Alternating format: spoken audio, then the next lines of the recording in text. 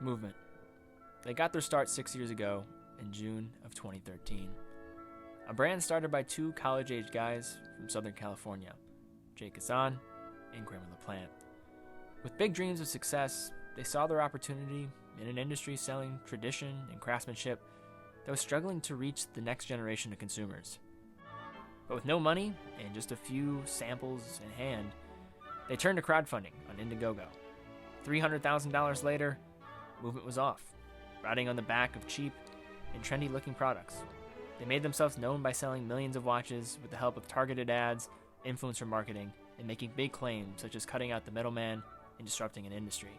But amidst their growth from $0 to $100 million in just 5 years and being acquired by a long-standing player in the industry, Movado, the criticism rose alongside the sales, making them one of the most controversial consumer brands in the world.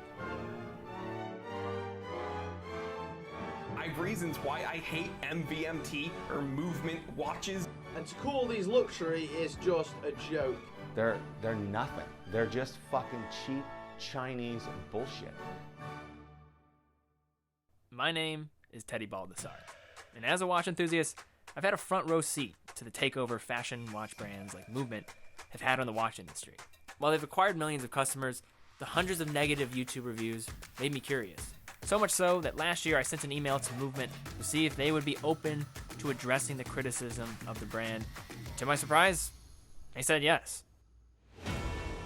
So I ventured far from my homeland, to lands of the West, Los Angeles, California, stepping foot where no watch YouTuber has gone before, to stand face to face with the creator of Movement Watches himself, Jake Kassan, and his first ever critical sit-down interview. So Jake, why is the Movement brand so hated? I really don't know. I really don't know. I think it would be speculative for me to be like, know exactly why people dislike us. I feel like I see videos and I watch a lot of them and we don't necessarily like release a statement on certain things. Partially because I'd rather have a face-to-face conversation with people and just talk about it. But I think there's just a lot of videos that people have created that are actually inaccurate, like just not factual, and then those get blended into what is believed to be the truth. And maybe we thought that people aren't going to believe that it's just that's one person's opinion, but I think now it's grown into like the watch community, really disliking us. Yeah, what contributes to that in your mind? What do you think? Maybe it's the marketing strategy. I really don't know. I think people think that like we just go on Alibaba and buy pre-made watches, which again is completely inaccurate. And people believe it. People think that our watches cost pennies or dollars or whatever. Like there's so much more to the development of what we do. Like we've hired designers. We have a team here. It's not, if it was just as simple as buying on Alibaba and spending marketing, like we'd still be out of an apartment. Just out for us, like we're really trying to build a reputable brand. I'm hoping that just having maybe a more open dialogue, they can hear our perspective on things and hopefully clear at least a few things up. So, but everyone's entitled to their own opinion. So we have heard Jake's opening statement, but I came all this way. I want to get answers to my long list of questions.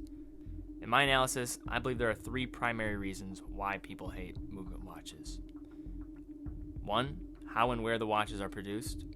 2, their relentless marketing and selling their watches as being more than what they are. And number 3, being overpriced products with poor build quality. In this documentary, it is my goal to address all of these issues, look at the bad and the good of the brand, but first, with how they are made. One of the main points of criticism is the lack of thought in the designs and claims of using Alibaba. Alibaba is a Chinese marketplace showcasing products from different manufacturers. At the time of posting this video, someone can go on Alibaba and find a very similar looking product to that of a Movement watch. All that is missing is the logo. I can't prove these watches came prior to Movement or after their success, but I wanted to hear Jake address this directly. One thing I saw in an interview with you was the first collection of inventory for Movement. You guys went on Alibaba. and produce those watches. I think it was another interview where you kind of talked about it. Is that true? Like the first sector, it may have evolved since, but was that first when you guys were bootstrapping? Is that what you guys did? It was easier to. I don't know which interview specifically you're saying. It was Self-Made Man interview. Self-Made Man, yeah. So I'm pretty sure you mentioned it. yeah, so basically we went through this consultant, and just a shortened version for people to understand is Alibaba. Okay. But we went through a consultant who we worked with on the first production run, and then from there, again, we had Movado approach us, and then kind of went up from there. Okay, yeah.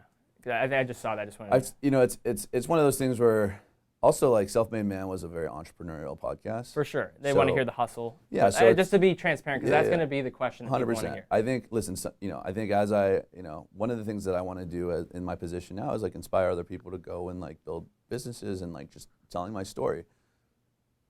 There's a lot of products out there that you can source from Alibaba. There's good manufacturers on Alibaba, there's bad manufacturers on Alibaba. And if you produce something that's doing well, you'll get exposure from more validated manufacturers who see you on the rise and say, hey, we want your business. We can do, we have, more quality control systems. We can bigger production, et cetera, better price. So I encourage people who want to start businesses that it is possible to do on Alibaba. That's why it was built. But for us, we went through a consultant for the first time. For movement, we'd never used Alibaba. For I've done it for my previous businesses, and that's why I'm familiar with Alibaba. But for movement, we had a consultant who already had a pre-existing relationship. So I was broke, and really the credit card was what helped fund the business in the beginning. So with the help of Google and Alibaba, you can find the minimal viable product that you need to start. So we essentially ordered samples and got lucky that the research that we did, we ended up with a pretty good manufacturer out the gate, and essentially just had enough money for samples. Like we weren't able to place a big order. For watches, there's minimum order quantity.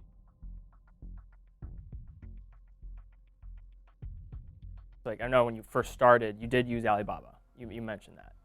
No, when we first started, we used a consultant. Our consultant had a relationship.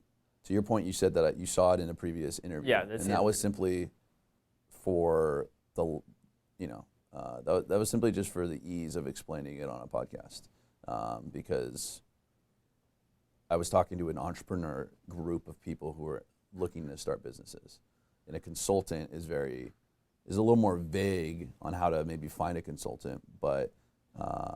Isn't using the consultant kind of maybe the same? I mean, you're addressing the watch enthusiasts. Isn't that a way to kind of hide that what actually the reality was that you used Alibaba? No, I mean, first off, I don't think there's anything necessarily. There's good manufacturers on Alibaba. Alibaba is a function. Alibaba is a marketplace that connects you with manufacturers. There's premium and there's less premium, right? The people that are selling knockoff movements are less premium. Not validated, unreputable manufacturers. That's their business, is knockoffs. The more reputable ones, you actually have to do digging and research and find. We used a consultant, and again, within the first year, Movado came to us because we were making noise and doing well, and they actually introduced us to 3 or 4 different manufacturers, and we got to go and meet each one and see their facilities, and then move from there. I mean, after year one, that was pretty much. That's all that we really used, even the consultant's relationship.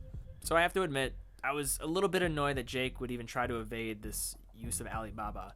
Based on the way he defended the marketplace and the statement on Self-Made Man, I believe that he did go on Alibaba for the first order of movement watches. They may have evolved since, but I have to say, I think that they did go on Alibaba.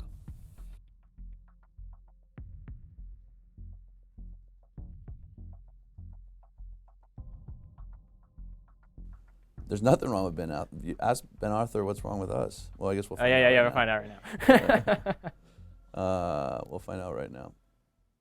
The reality is, you can go online and buy watches nearly identical to these direct from China, through Chinese websites specifically at a fraction of the price. What companies like Movement are doing is essentially buying from the same factories as these other brands, loads of watches from China, whacking the Movement logo on, and then selling them to you. Now obviously, you can't go and ring up a factory for yourself. But going through one of these online Chinese brands such as AliExpress, it's much closer to the direct-to-consumer model. Pretty much by definition, Movement is the middleman. Movement's money, all the huge profits that they're making from this business, pretty much just goes on more marketing. You know, who cares about improving your product or being able to offer better components at the same sort of price? Who needs that when you're already making huge markups on each of these? Why not instead just spend all the budget on marketing? They rely on getting these in front of loads and loads of gullible customers, and they're amazing at doing it. They've got to be the best company that I know of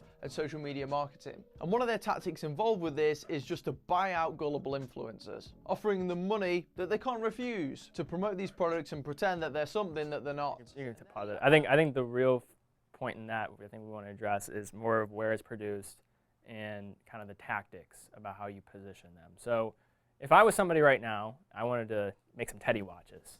I like the minimalist style. I want to go on Alibaba and have a very similar style of movement. I want to slap my logo on it. Could I do that? Could I get a movement watch on Alibaba? Describe, just kind of talk about the production. You can go and get a design on Alibaba. I mean, you can go and get a knockoff Louis Vuitton bag, or you can go and get a knockoff Rolex, or so forth. I mean, you can do that with any major brand that has become a large enough to have essentially counterfeits. But these are all our designs. I think what he maybe is implying is that we're just printing our logo on a pre-made design, which is absolutely false. That's not true? Absolutely false. Anyone could go on Alibaba and put their logo on a product. Now, you don't know the quality of the product. There's a lot of pieces and components, even for a quartz watch like ours. We use a Movado movement. Oftentimes, you're not getting a brand name movement. Some of these watches that you're seeing aren't even a brand name movement. They're recycled movements, or they're just a non-brand movement in general. So the precision of time, reliability, etc., is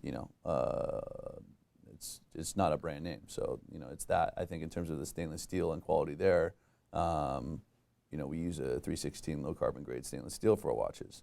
You may have alloy or lower grade stainless steel. I really don't know. And then in terms of the middleman, he made a comment. Oh, the middleman. Yeah, for sure. I think for us, first off, when we and most people refer to the middleman, it's when you sell a product to a retailer, they need to also make a profit. So there's a markup on a product because rather than selling direct to a customer on your website. So if you sell a $100 watch, you're going to have to. If you have a $100 watch and you sell it to a retailer, typically the retailer is going to go, okay, well, if it's $100 is what you're selling it to me, I'm going to sell it for $200. That makes sense? So that's typically the middleman, and why? And because they have the rent, they have the employees, they do some of the marketing. Same goes for like being an auzed dealer of watches, like you see a jewelry store. That's kind of the reality. Exactly. There's always a markup, typically 50%, at least in my space. So that's the middleman that we're referring to. And again, we talked about, to have a website. If you launch a website in a business that's going to grow, and again, we wanted to build a large brand. You have to have traffic coming to the website,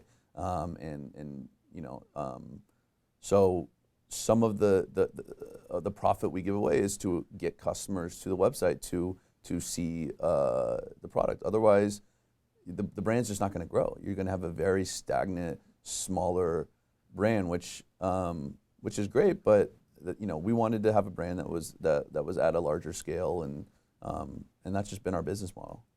And the watches are produced in China, right? Watches are produced in China. We have it's a Movado movement, Japanese movement. Yep. Leather has been sourced. We have some of the leather's sourced from different places around the world.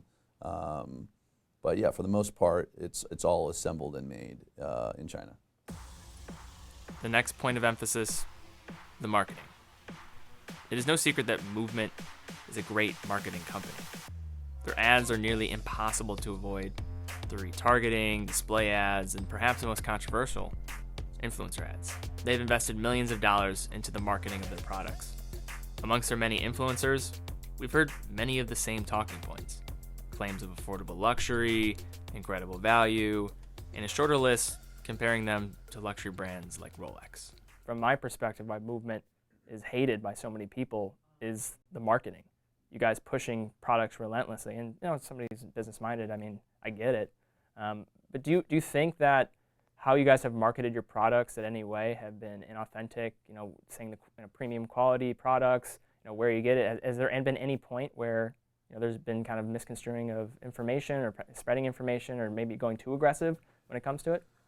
No, I think there's messaging that we certainly stick to and promote. I think you have instances of like maybe certain influencers that have said certain things that like maybe we don't fully endorse or don't endorse at all, right? And I think and we have comments and dialogues with those, but so it's hard to control. Like I think, but anything that movement has said, I think I believe that we do have a premium product. Is it a luxury product? No, but I think we do have a premium quality in terms of what you could get out there. I mean, in terms of stainless steel or a non-brand movement and so forth. There's a lot less that you can get, and an Alibaba watch is an example of that. So we make sure that we hit a certain standard especially for the fashion watch industry, and we've done an automatic watch recently, and again we wanted to make sure that we at least had a standard of quality and movement and everything else within that we felt confident with producing. So the influencer thing, I think, is a big thing, especially from like just the YouTube community and social communities. I mean, they trust these people, and a lot of people just think that you're pushing dollars to these influencers to just not be objective anymore.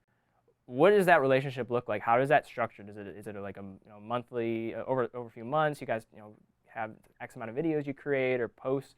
What do you do when you engage with influencers? How does that work? It ranges. We work with a lot. It ranges. I'd say the majority. Actually, that's not true. You have a handful that are probably the big personalities that are just on a paid basis, right? It's just an upfront. Hey, we're going to pay you for a video. Or we're going to pay you for a post. And then they'll have a link, which the link simply is a way for us to just track. Is it an affiliate where you don't get commission, but you can track? We have very, very few people that are on affiliate, and Alpha M is not on affiliate. We have very, very few people who are actually on affiliate, but typically it's a paid relationship where it's just easier because it's just an easier relationship, and they'd rather have it. They'd rather just, hey, give me money, I'll create this content. Like I'll tell you what the content's generally going to be about, and go produce the content. So it's just an easier kind of way to work, and then we have a lot of influencers who will ask for product in exchange for a post, or so we're giving away product to specific individuals just to and we have a big team who we have a team, and we figure out like systems to kind of like talk to a lot of these a lot of influencers, because there's so many out there. So we certainly certainly talk to a lot of people.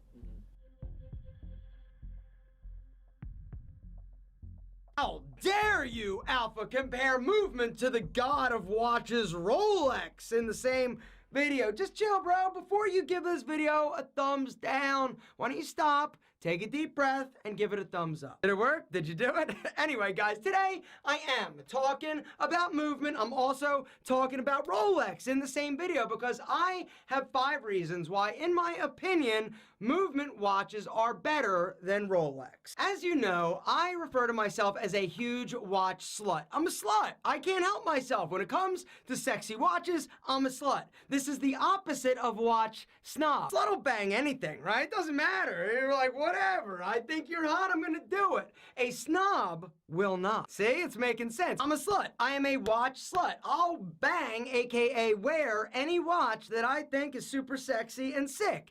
And movement fits into that category, because honestly, their designs are super sleek, they're sexy, they're sick, and I want to bang them. But I also like banging Rolexes and going a little high-end sometimes. Not everybody can bang high-end watches like Rolex, because they're freaking expensive. First reason, in my opinion, movement is better than Rolex is heritage. Rolex was started in 1905 by 2 gentlemen, Hans Wilsdorf and Alfred Davis. I couldn't find any pictures of Alfred. I couldn't find his Instagram, like you apparently haven't found my Instagram. What? Hans and Alfred were like, yo, we want to make dope-ass watches. And so they did. And they started a brand. They called it Rolex. A bunch of like mergers and acquisitions happened. They moved to Switzerland. They've been rocking it ever since. Movement was also started by two dudes, Jake and Kramar. In 2013, these two dudes were like, yo, we want sick-ass watches. The problem is that they were poor college kids, right? In 2013, they're like, yo, we can't afford to spend hundreds or thousands on a watch. So they start doing the research. They're like, yo, we think that we can actually change the game. And so they're like, well, let's do it. Problem, they didn't have any money. And so they're like, yo, we're millennials, Jack. We can do this. And so they went to Indiegogo and raised a few $100,000. Boom! They did it! They raised the money. Her story resonates with me so incredibly much. They wanted to cut out the middleman. They thought they could do it better. They wanted to use social media and this whole new internet thing in order to grow, expand, and dominate in the watch world. And guess what? They did. So, because Jake and Kramar are two dudes like me and like you that did something amazing, I'm gonna give the whole heritage nod and point to them. So now let's talk about the watches. What are your thoughts on this? First off, does Movement have better heritage than Rolex? No, Movement does not. What were your thoughts when you saw that video? Like, what do you think? You're just watching it now. Yeah. Again, I think, we should have. I didn't see this video before it was published. We've been working with Alpha for a while, and so he's been. We have a consistent relationship. We'll pay him, and then he'll produce videos. So, this specific one, I think he didn't know what he was getting himself into with the comparison, and had we known prior, we would have, advised him against, publishing this video for, various reasons, obviously. So, when I had Alpha on the channel, he said the video was kind of, tongue in cheek. It was a joke. When you're watching that, do you see like a joke, or do you see more of a serious tone? I mean, it's hard because there's certainly aspects of it that are joking, in terms, but at the same time, he's a fashion influencer. He's one of the largest in the world, honestly. Yeah, I mean, he's got almost 5 million subscribers. Yeah. I mean, he's very charismatic and certainly making jokes throughout the video. But the comparisons are comparisons, and his followers and viewership, looks to him to his point of view and opinion on things. So, nonetheless, like, the video it doesn't seem to be like this is all a joke. It's it was his opinion. Which he's certainly entitled to, but I think some of these things, I think that we would have advised against and disagree with ourselves. So I think it is obvious that Movement has found great success in selling watches with their influencers. But with the rising controversy, I think it's time they look for something different. A real connoisseur with eclectic taste, and is no doubt a leading voice on the matter of horology, as well as the finer things in life. A beacon of hope for Movement that I believe can take them to new heights, forever changing the perception of the brand. Just watch it. I think he has a request or proposal for you. So, Movement, if you want a new spruiker to spruik your brand, I'd be prepared to do it for $1,000 and 5 Movement watches. $1,000 and 5 Movement watches. what do you say to that proposal? I mean, it's the governor's governor. He's the godfather of the YouTube community. I think we have to take this seriously. So I'm going to talk to my team, and we're going to get back to him. With the Archie Luxury influencer deal now in the works, I think I can finally feel some progress has been made in the arena of marketing. Which brings us to our final point: price versus value. what do you say about like traditional brands? We don't have to name names, but I think we know traditional watch brands who sell, mechanical movements certainly are going to be higher prices to construct those watches. And they're being produced at a fraction of the price of Movement. What do you say to those type of brands? In terms of what? Sorry, say it one more time. So there's a lot of brands out there, and the people watching will probably know which brands I'm talking about. I mean, they're producing watches $50, $60. You get an automatic mechanical movement, in-house movement. I mean, that still is a fraction of the price of Movement watches. What do you say to people that are going to recommend those watches as a better investment? Yeah, I mean, I think that if you want the most affordable watch that you can find, then there's going to be options out there. I think that for us, we have, and this probably doesn't. So I think that's one piece, is like there's going to be more affordable options, which is fine. Like the question really isn't like affordability. because yes, there's always more affordable watches out there. It's like, what is value for money from a watch brand? Do you think Movement is good value? Can you candidly say right now, Yes. I think Movement is a very good value for money watch for the money? Yes, absolutely, absolutely. Because because there's still plenty of watches. Again, plenty of watches that are and brands that have higher price point products for the same. And again, these are brands that, like, as my consumer, my demographic, maybe not the watch enthusiast, but you know, my consumer, holistically. I mean, holistically, you want there's a product, and then there's also the brand that is a big piece of it. It's a piece of any, like, I mean, every even the luxury guys, like, they all have that brand. When somebody's buying a Movement watch, are they buying a brand or are they buying a product? You buy both. It's both. I don't think it's one or the other. So the first line in your Indiegogo campaign was, we wanted to create a watch that was able to cut out that middleman, deliver products from that don't have necessarily that markup.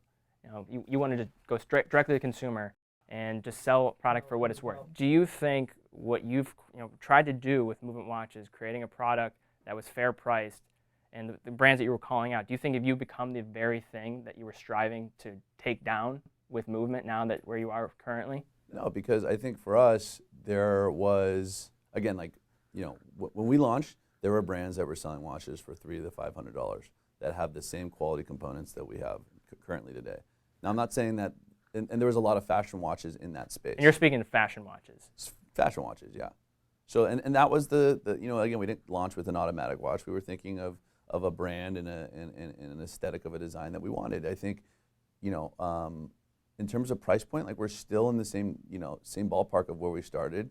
As we get to you know, a bigger watch or you know, multiple subdials or whatever it is, like, you know, watches will definitely be more expensive. I think, you know, we have our highest price point watch, which is an automatic. That's $300. That's the most expensive watch that we currently have.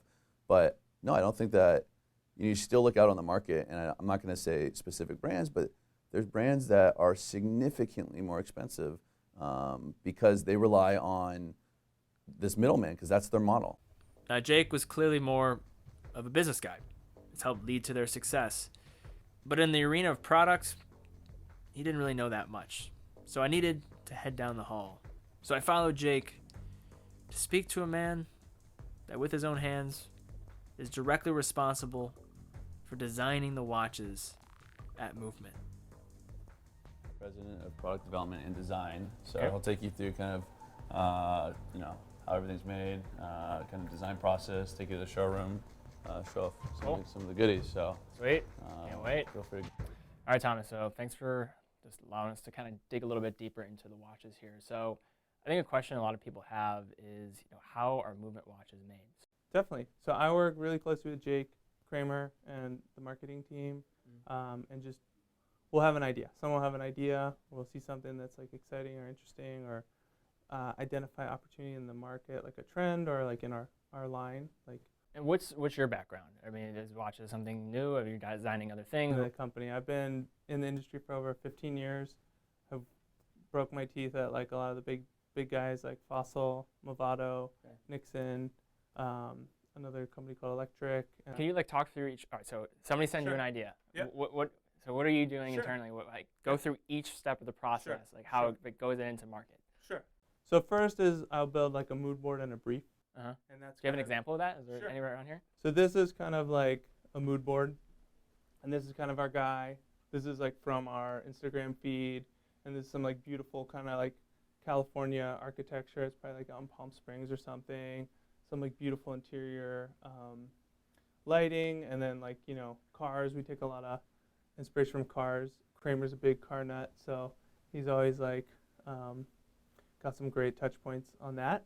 So you go from the mood board, then what? And I'll kind of punch out some details like target retail price, like basic features, so like slim movement or basic three-hand or chronograph or date or small seconds, or, you know, kind of really identify.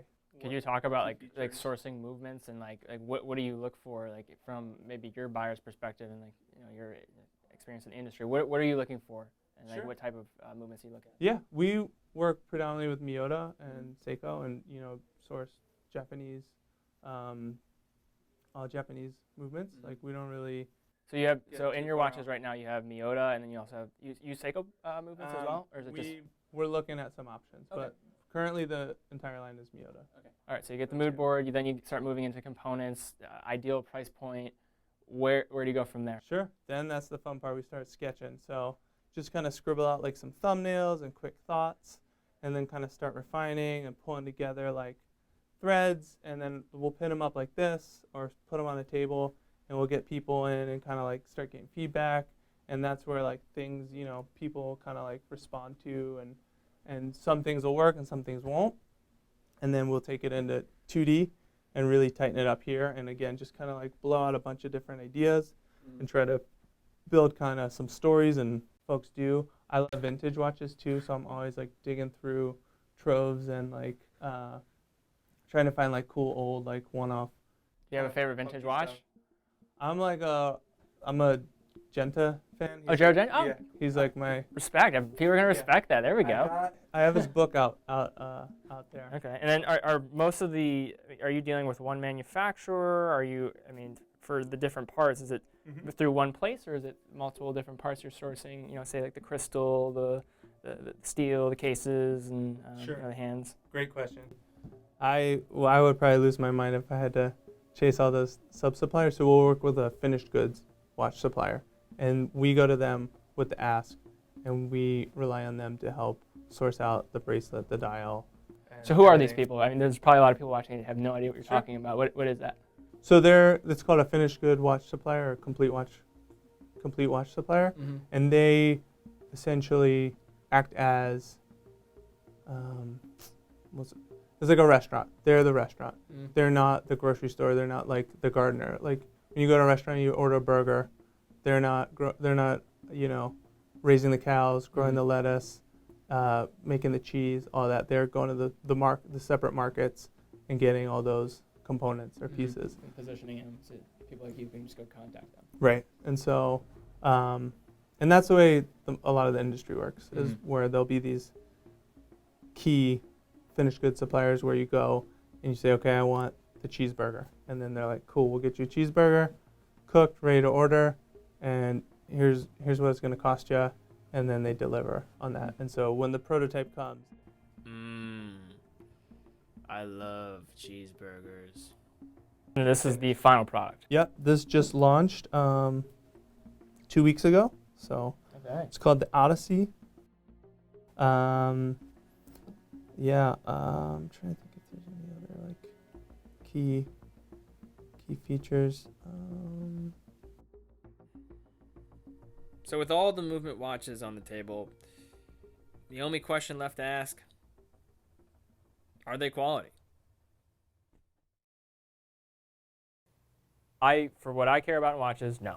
I don't think they're good quality. I'm sorry, Jake. For me, as an enthusiast, I would not promote movement watches. It's not what I look for, and I think there's better value for money out there if you're looking for a watch, personally. So that's what I'm saying. But quality. So the question was quality, not necessarily.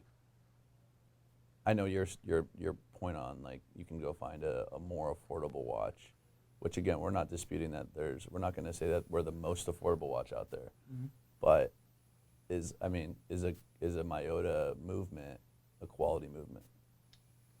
It can be at the right price. They're not complete trash. A lot of like micro brands use them and things of that nature, but it's just all relative to price. You know, if I can go get a Timex, like a Timex, I think has very similar construction to a movement watch. You know, like that's fair. If I wanted to look for something that's maybe not as style oriented, I just care about mechanical movements, I can go get a Seiko 5 from anywhere from like $40 to like $150. Yeah. You know? So it's relative to what you want to see in a watch. But I mean, from a quality standpoint, there's certainly watches out there. Miyota's not a bad quality movement. No, it's definitely. I get the value piece, and the only other thing, so I get that, and the only other thing I'll say, which this may not even matter as much to, I understand the consumer, but you know when you have brands that have been heavily distributed across watch stores and retailers, etc. You'll find watches on different channels like Amazon and so forth that aren't necessarily the authorized retail price. So you'll see a range from, you'll see a $50 range to a $150 range for certain watches. When you go to the website, it may say $150 or $100, whatever it is. Talking about the gray market, like the gray market for watches. Kind of, yeah. Well, just like you go on Amazon, you buy from so and so Yeah, watch. buy from a Exactly. gray market dealer for $30. Exactly. I can still buy a Timex for $50 on. Yeah. So there's others. I'm not saying that. I'm just saying that some of the watches. This has been an instance of some brands that I've seen that have been, I can get this watch for X amount of dollars, where the retail price is actually in a closer range to some of our watches. That's fair. That's fair. But there are certainly, like Timex, for example. You can get most of their watches for under $100 absolutely, retail. absolutely, yeah. Seiko, you can get a lot of affordable watches, under $100 as well, even retail. Yeah. Gray market, of course, brings it down even further, where you can start getting them $40. I think I'm not disputing your comment. I think another kind of. That's it. That's what you're gonna say. I come all this way to debate the quality of movement watches, and the counterpoint is the gray market, a point that has nothing to do with the quality of watches at all. I think this has been enough evidence to present to the watch gods to make their final judgment.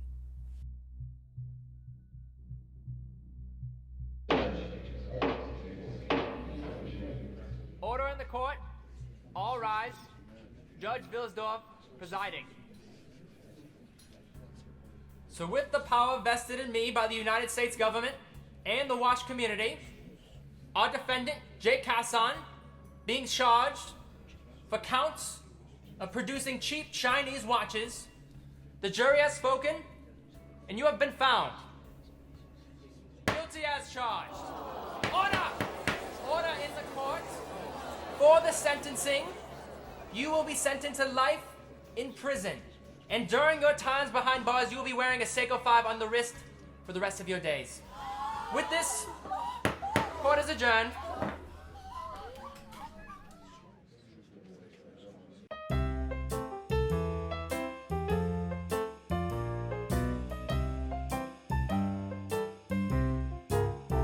So that is how the story of Jake and movement watches comes to an end. So what do you think, Courtney? To be honest, I think this is blown way out of proportion. You need some serious psychiatric help, and I'm gonna go live with my parents for a few weeks. What? Wait.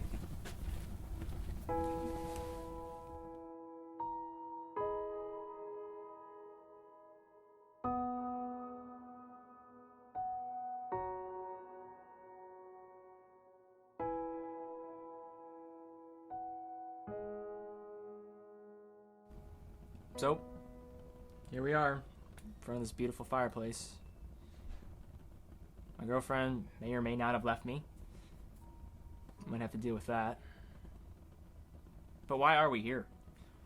So last year, I reached out to Movement and Jake specifically to try to get an interview.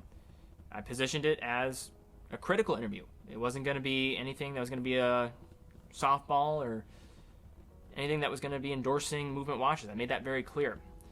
And I didn't expect him to say yes. All the other fashion brands I reached out to that, of course, we're very critical of in the watch industry and community said no. But he said yes. So we went out to LA and put together this documentary. We brought all the hard questions, brought the voices of the watch community on YouTube right to his face, right to Jake's face. And he answered all the questions. And that court scene, as much as I'd love for Jake to wear a Seiko 5 for the rest of his life, unfortunately that was all fabrication of my imagination. But I don't think it'd be in good spirit if I didn't at least say some things that I at least respect about Movement watches. And first I'll start off with this. I don't think Movement watches are quality at all. Not at all. I said it right to Jake's face, and I'm not going to move away from that. The other thing is, by saying a couple positive things about Movement, I know there's going to be people right now going to the comments saying that this is a paid ad. And to you, those people, I politely ask you and tell you to fuck off. But why are we actually mad? Why are we mad about Movement watches? To me, the marketing, the value for money, all fair criticism. But we're actually, I think, mad because they won. They said they were going to disrupt an industry, and I think they did. Maybe not on the largest scale, but on a pretty big scale. They were able to capitalize on the complacency of brands like Seiko, Timex, Citizen, a lot of other brands that we love. And I think for that, we got to give them props. And do they have a place in the watch community? I think so. Again, I don't think they're quality watches, but they were able to reach people that I don't think ever were being reached by other watch brands as a gateway into this world of watches. And my thought is, if you get a movement watch on your wrist, chances are you like it, then you're going to look a little bit further into this hobby and then end up buying another watch and then another watch. Because as you all know, this is pretty addicting. I have a problem on my hands. And when I asked Jean-Claude Beaver in an interview, where do all these brands, Daniel Wellington, Movement, where do they fit within this industry? This is what he said. Wellington, we need the Apple Watch because it's the entry into our world. And we need an entry door. And so we must respect Apple, we must respect Wellington because they create the entry door to our universe. And once you have entered, you will discover the universe of beauty, the universe of art, the universe where 350 years people have started to think about the watch, the universe of high precision, the universe of exclusivity, the universe of dreams, the universe of emotion. My goodness, thank you to all these brands to open the door to this universe. And honestly, I don't think Jake is a bad guy. I think that he ultimately does want to create a brand that's respected. When it comes to watches, I don't know if he'll be able to do that anytime soon. I don't see any evidence of that in the short term. But maybe he can in the long term. For that, only time will tell. That motivates me to work. I don't know. I think I just want to make sure you just always want to find like the happiness piece is like just, you know, you want to pursue the happiness. You want to make sure your purpose is there in a business, outside of the business, personal and work. So I don't know. I can't think of anything that like I'm, you know, petrified of. I think I was like running the business early days. I was always scared that it was gonna, you know, you never knew. Here's the thing. I saw my dad's business of 22 years with 44 people, you know, go under. I was never going to fully remove that from my mind, which is probably what allowed me to, and even still, I'm still like, you know, I still have an incentive to work hard, and I still want movement to be respected and to be a brand that's known for years to come. And so there's a fear that like, I just want to make sure that that's executed well, and I just want to make sure I'm doing you know, the most that I can.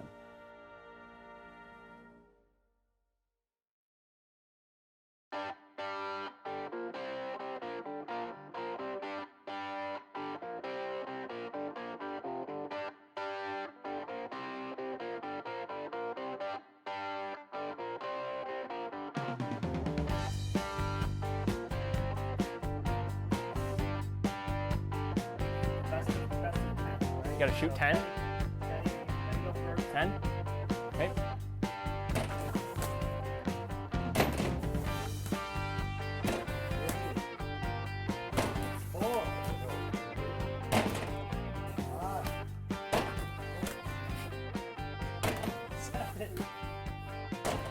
Oh!